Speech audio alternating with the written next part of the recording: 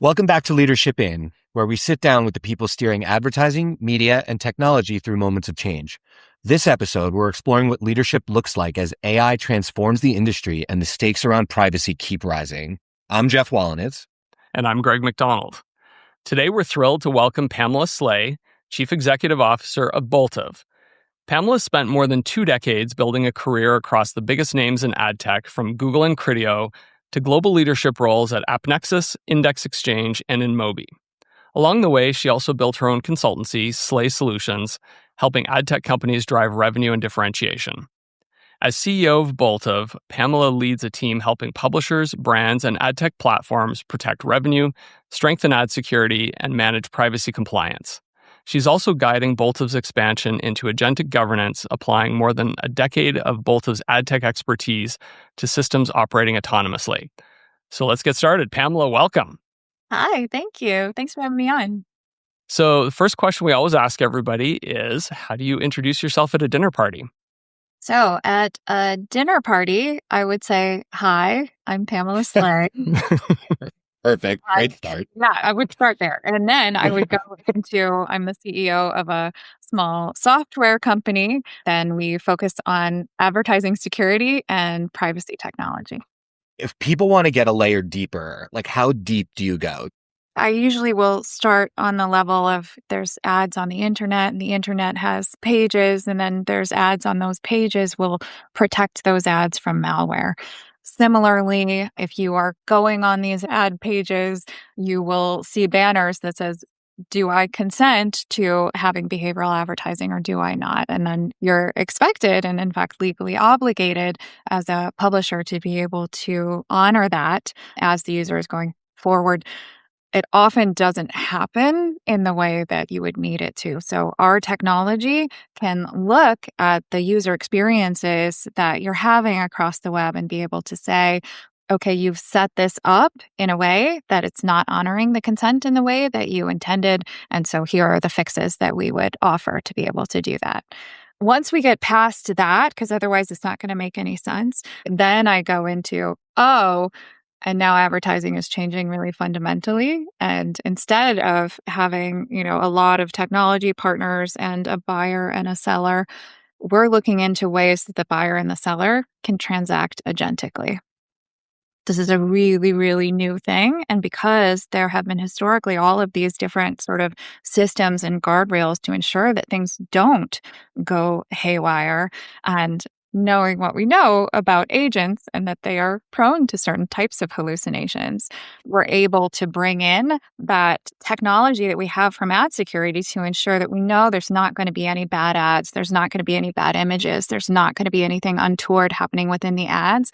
And then also looking at the landing pages, looking at the privacy components, we're able to really put some really beautiful governance within those transactions to ensure that both the buyer and the seller are protected.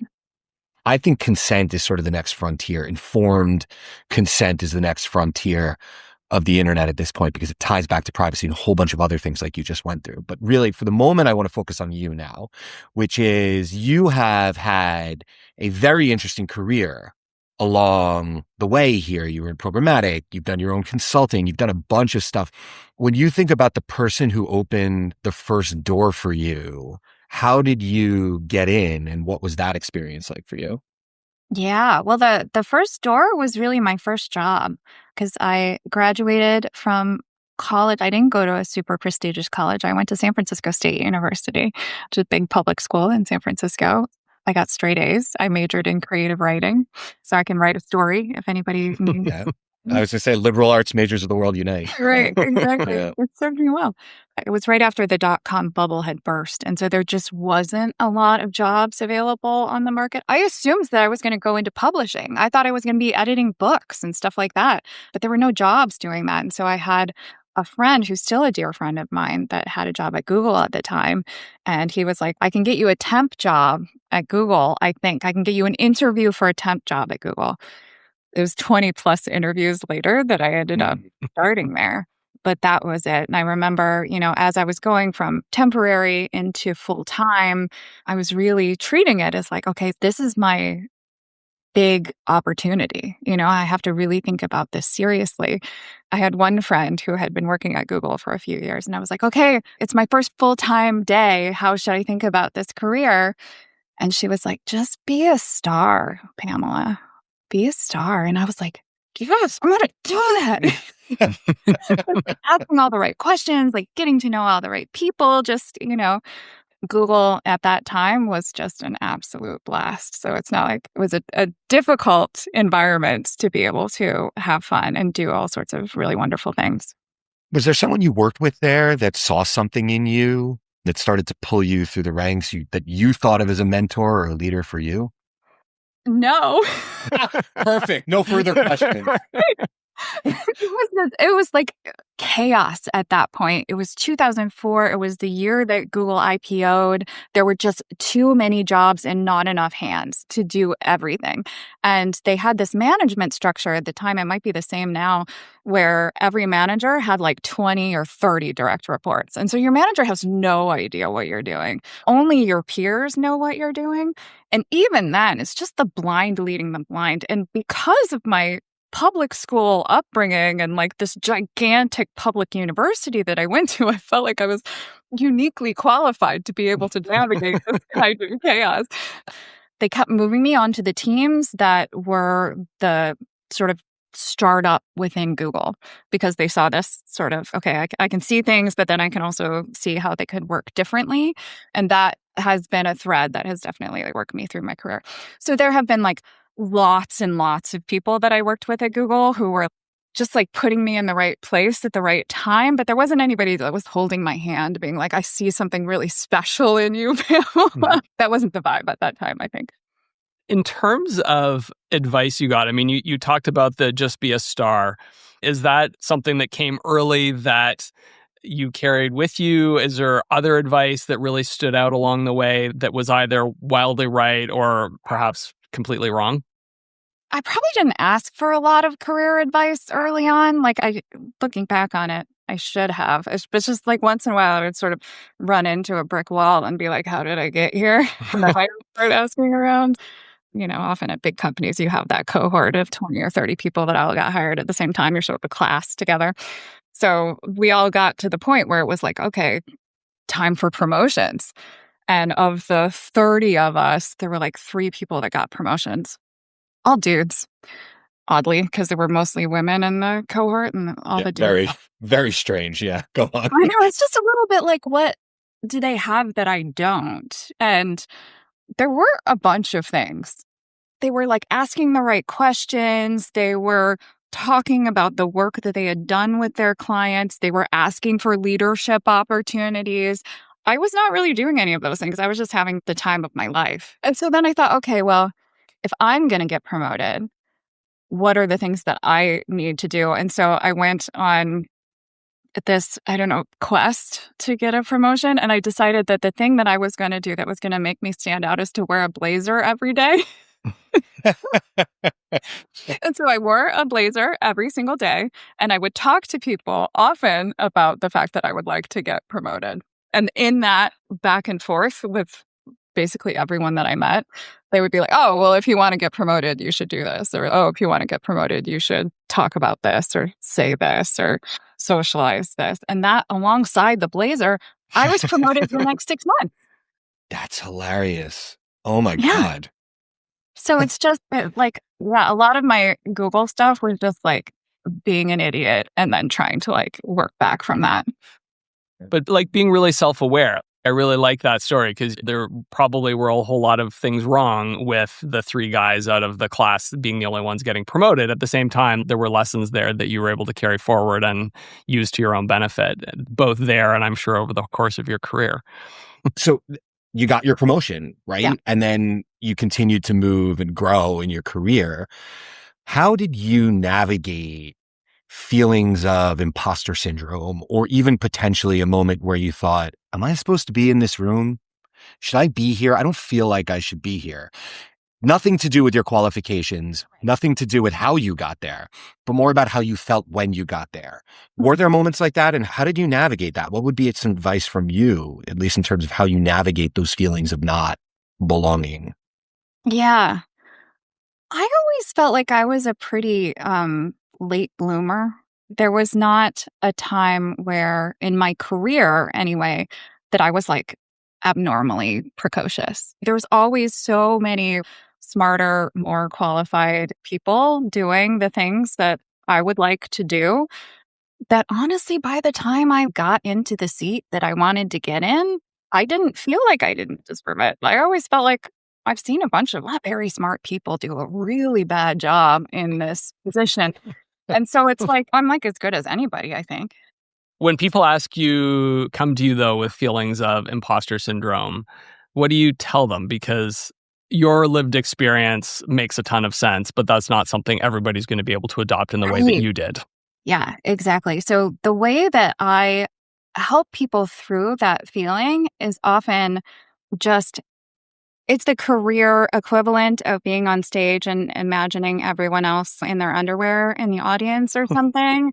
Imagine, it's your first management opportunity and you haven't had a team before and maybe you're managing peers and stuff like that. That is a weighty thing and we have to take that very seriously. But at the same time, imagine your worst manager. They didn't know what they were doing. They had never done it before sometimes, or everyone has all of these mistakes that they would make. And so then at that point, and it's much easier to get this from the outside. At that point, I will say, you, person who's coming to talk to me about this, you're really good at this. You're very good at this. I've seen you do this a million times and it's so awesome. You're bringing this into this position and it's going to be great. You're going to make mistakes. That'll be okay. But as long as you're honest about it and open-hearted about it and trying to have a good time, that's really what matters in all of this. Because the reality is no one deserves any of this. A lot of it is luck. A lot of it is just you are in the right place at the right time. And you do your best. You do your best to just show up as well as you can and be the best person that you can be. Yeah. And wear the blazer. And wear a blazer. Whether it's the metaphorical blazer or the literal blazer. Yeah, I got it. So let's talk about Boltive a little bit, and we'll just shift gears away from, for the moment, individual leadership and its sort of corporate leadership, right? Industry leadership, which Greg and I find endlessly fascinating. Take us through Boltive's position from a product perspective, from a market perspective, who you think your competitive set is, if you feel like you have one at this point. People, how does Boltive lead in those categories in your industry? So I just stepped into this position at Boltive about a year ago. Before that, Boltive as a company have been around for 10 years. So very early to the ad security, anti-malware business. Also, about 5 years in, made a pivot into privacy as well. So the privacy technology that they've been doing since 2020, also really industry leading, really an interesting way to work with the tools, to work with the customers there. So when I came on, I had some perspective working at different exchanges and all different parts of ad tech to be able to say, I see these two businesses, which are both going quite well. The thing that is changing the most is this agentic thing. Nobody knows exactly how the chips are going to fall. But if we are at this real sort of tipping point, going from programmatic into something entirely new, I want us to be there to be able to bring the things that we have already proven our credibility at, which is ad security and privacy, and really bring the guardrails to be able to allow the buyers and sellers to do what they need to do with some sense of safety and security. That is a really exciting moment in ad tech, and I couldn't be more excited to just be talking about it and building it. The ad security thing obviously adds great value at a baseline, right? How are we keeping malware and bad actors out of what should be a cleanish system, right? There are always going to be bad actors. How are we sussing them out and figuring out a way to get rid of them? There's great value there. What I find endlessly fascinating here is, and I'll give a little perspective, and I'm curious to understand your thoughts on this. I think that if you pull the cover back on the internet, in spite of all the pop-ups you get around allowing tracking, allowing cookies and all of that, I think there are massive privacy violations under the covers here. I don't think there's any question about that. I can't exactly pinpoint them because I'm one guy who just has a thought. I think the only power that a consumer on the internet has today, given everything else going on, is their own persona, right? Yeah. And their own data and their own, I don't know, humanity, whatever you want to call it. As you guys start to think about being at the forefront of that and using agentic technology to enforce that, talk a little bit about your leadership position in that space and what it means to actively guide that as a thing. So Boltive, because we've been around this new privacy tech for 5 years, we have really good relationships with big regulators across the globe. We have relationships with a lot of the big privacy law firms. We stay very close to the FTC and others to be able to understand not just the laws themselves, but the spirit behind the laws and the way that we can help individual companies navigate their privacy posture across everything. Because at the heart of these regulations is really just thinking about the consumers. And that is the thing that, to me, we missed in the first version of programmatic advertising. We were thinking about the conversions and the closed loops and how to get advertising to work in this fantastic way. And we did it, but we weren't thinking through exactly what that would mean to the people that are looking at the ads. So now that we have a chance to do it again, I feel a big responsibility to be able to think about that in ways that are nuanced, in ways that matter, and in ways that make the most sense for everyone across the board. Some of the nuance that comes to mind just now as I'm thinking about this is, of course, we want consumers to have the ability to opt out. And there's been a bunch of legal stuff that has happened over the last 6 months to a year, with lots of state level regulations coming in and saying, okay, if a user opts out, they're going to opt out forever. The problem, and we know this in advertising, is often as a user, you get the crappy experience if you opt out of behavioral advertising, and you might not realize that by the scary banner. Not to interrupt you, yeah, but I think it's truly that no one's explained the value trade-off of what it means to opt in versus opt out. That education has absolutely not happened. The education is not there, and then the ability to change a consumer's mind, to check into the consumer again, to say, hey, okay, you made this change, and this is the effect of the change. Would you like to go back? There's almost no mechanisms to be able to do that at all today. And those are the things that we can start to think through now that we haven't done before. So there's a lot of nuance. I remember being at a sales conference with Sheryl Sandberg being like, we are keeping the internet free, and that's why AdWords is a great thing. I still believe that, but I think there are ways that we can do it that bring the consumer along and educate them about their privacy, about their rights, and about the experiences that they will have across the internet. So you've talked a lot about the consumer and kind of the market-facing position of this, I would say. Can you talk a little bit about the people too? First of all, I guess, how big is Boltive? How many people are you? But as you navigate a 10-year-old startup, and I know you've made a bunch of hires in the last 6 months or so, can you talk a little bit about what this looks like internally, what it takes to get from here to there with this story that you've been telling? Yeah. So ironically, we think of ourselves as a startup. We've been around for 10 plus years, but now is a really critical time for us to really think about, again, how we're going to show up for the next 10 years. And we do have a very small, very scrappy team. And I believe now more than ever, that's a competitive advantage. Every single person from the BDR through our most senior engineer is in AI tools like 90% of the day. We are all 10x what we would be. And a large company, like some of our competitors, might have 70 or 100 or 150 people, and you're not going to get all of them to be able to pivot that quickly, do the things that they need to do to be at 10x with a company that size. So it is a really great, really exciting time to be a leader of a company, because we have to be thinking about not just is everyone giving everything that they can at any time, but thinking ahead, like 6 months from now, what if we pivot in this way? What if we can do this for this customer? What would that open up? It's a great time to be able to think fast on your feet and be really open-minded.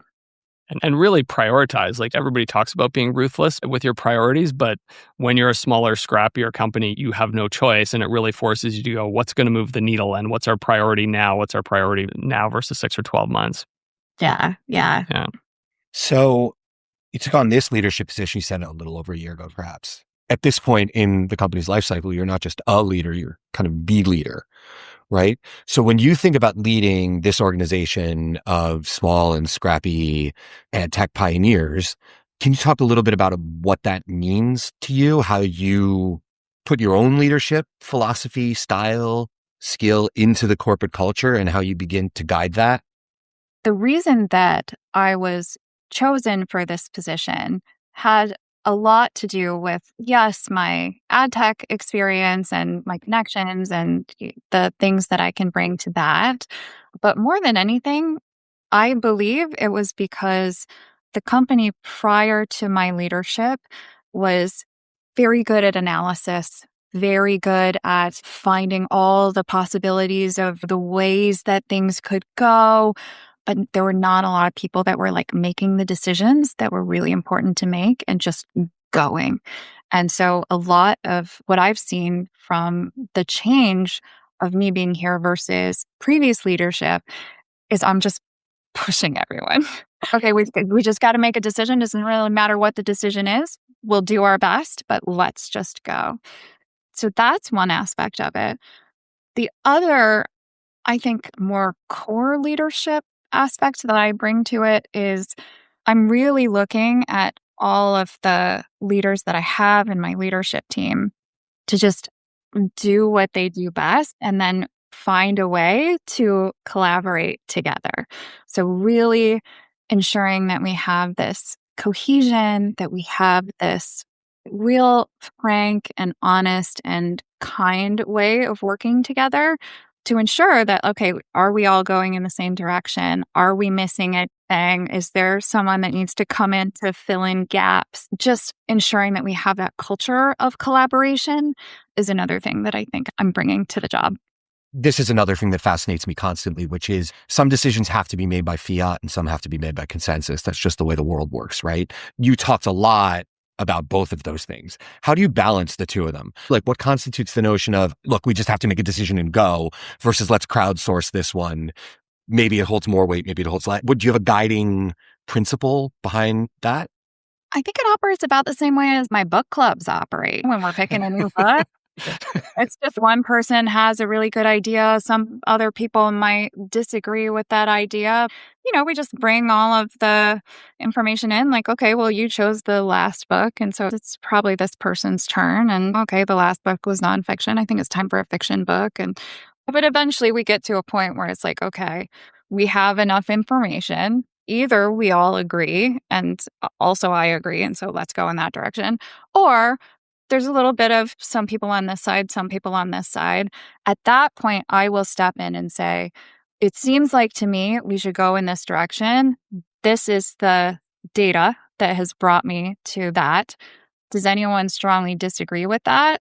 Is this a good place that we should go? I don't want anyone on my leadership team to strongly disagree with something, because then I feel like we need to talk about it more. So far, we haven't run into that. We all see that there's no one perfect way to move forward. So let's just try this way and then we'll pivot as needed.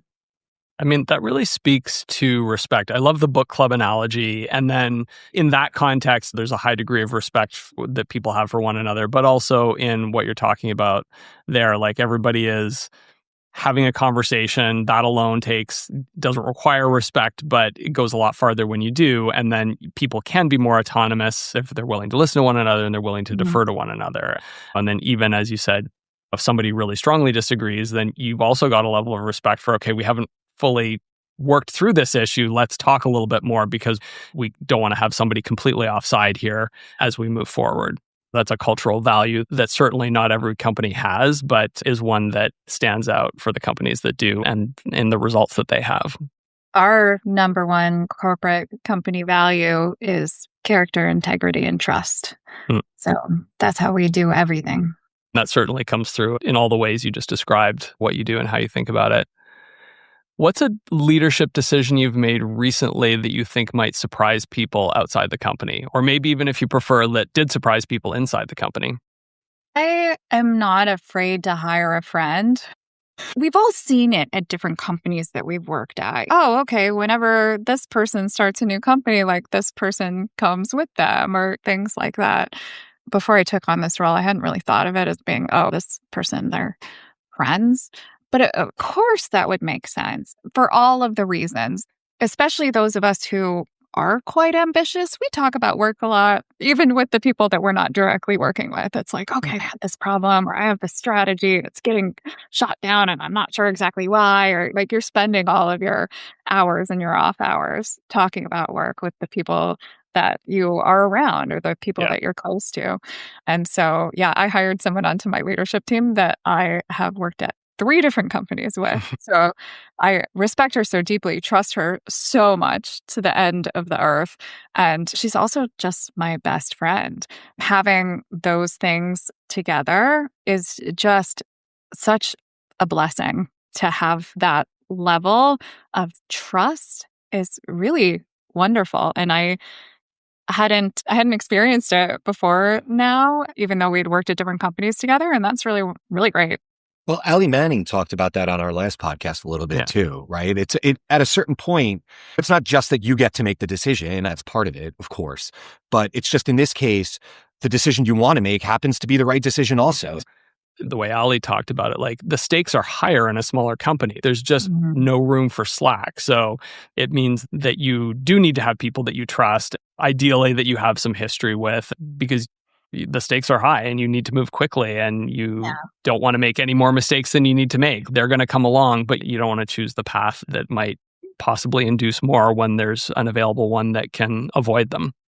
We have to be really careful with this kind of thing because that's when you could have a real lack of diversity if your only hiring is based on that or people that you just feel like you trust. It's often because you have a lot in common and it's often because, you look about the same.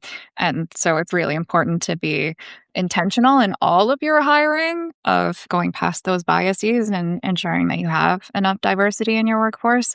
But it's really wonderful to also hire someone that you can already trust. What's a piece of advice you give often? One of my favorite pieces of advice is move up before you move over. Because a lot of people, they'll be like, I just really don't like where my job is right now. And there's this other company that is calling, but maybe this person's a senior director and within a year, they could be at VP level.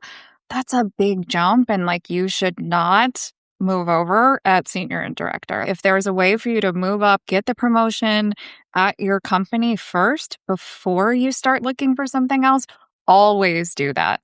Because there is a real perception gap, especially with certain titles.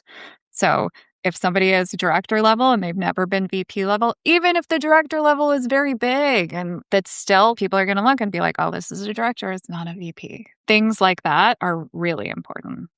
And sometimes it doesn't make sense. Sometimes they're like, no, it's going to take me 2 years. And I'm like, okay, in which case, go get the job that you would rather have. But if it's like a short amount of time that you could get a major promotion, you should always get the promotion first.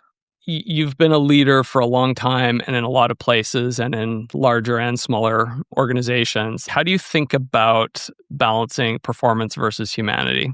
People always have their own personal situations, whatever they may be, but there's also a job to be done, and you're trying to balance the humanity of it versus making sure the job gets done, taking the relevant context in place. But how do you think about those two things that always coexist?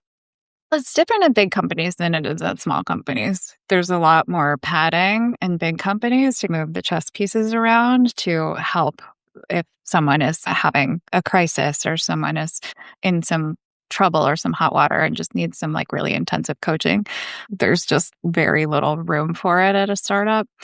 I find that if you can really lead with a lot of truthfulness and honesty across the board, that's the way to set the stage for having the right conversations.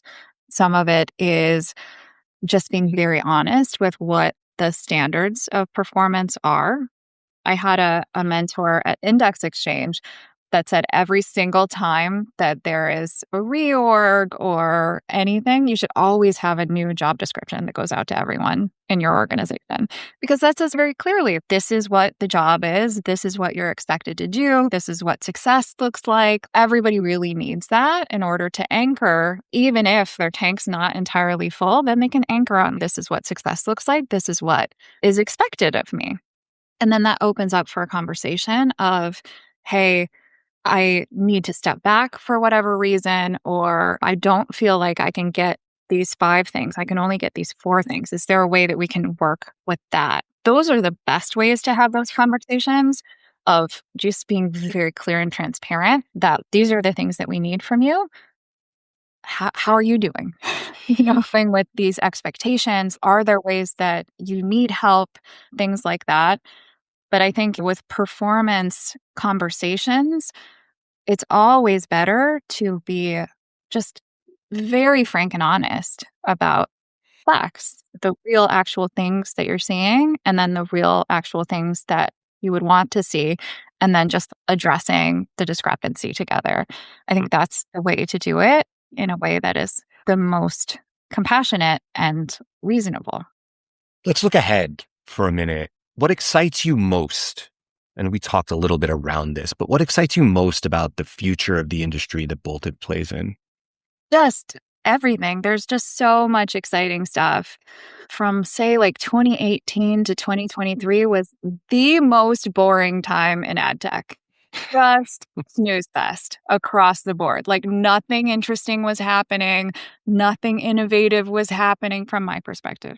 I was just like, what is happening? And then where am I going to go? Am I going to go into MarTech? No, that's not exciting either. And then AI hit, and it's just, okay, now we're in it again. It feels like 2004. It feels like 2009. There's something entirely new that is hitting every 3 months. And every single person in the industry now has to pivot and turn and acknowledge and figure it out based on that. And that's where I like to be.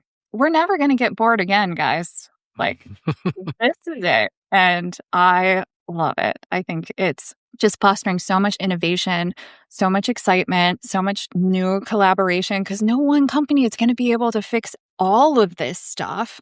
And I love it. We're on the AAO. We're working on AdCP stuff. We're working on a lot of the new protocols and figuring out governance at scale. Like, all of this stuff is just fascinating, and I love it. Nice. All right, let's bring this home. What do you hope your legacy is? Not the job title necessarily, but more your impact as you look ahead long down the road and are leaving the industry. What do you hope you'll look back at and see as your legacy? I would like people to think of me as a compassionate person, somebody who did something good for the world. That sounds ridiculous, but also true. I would really like, on a team level, I would like people to think, gosh, this is the best job I ever had. I would like to think, gosh, this team that we built is really special and really fun and doing great things. And Pamela was part of that. I would like that. I love it. That's great. Yeah. Pamela, this was a great conversation. Thank you so much for joining, and congratulations on all the work you've got there with Boltive. You've got your work cut out for you, but you're doing some really cool things, and it's fun to watch and it's fun to look ahead and follow along. Thank you. This was such a fun conversation. This episode was hosted and produced by Geoff Wallenetz and Greg McDonald with production support from Jess DeWeese. Please follow the show on your favorite podcast app or on YouTube. And if you know someone who'd make a great guest, we'd love to hear from you at leadershipinpodcast@gmail.com. Thanks for listening.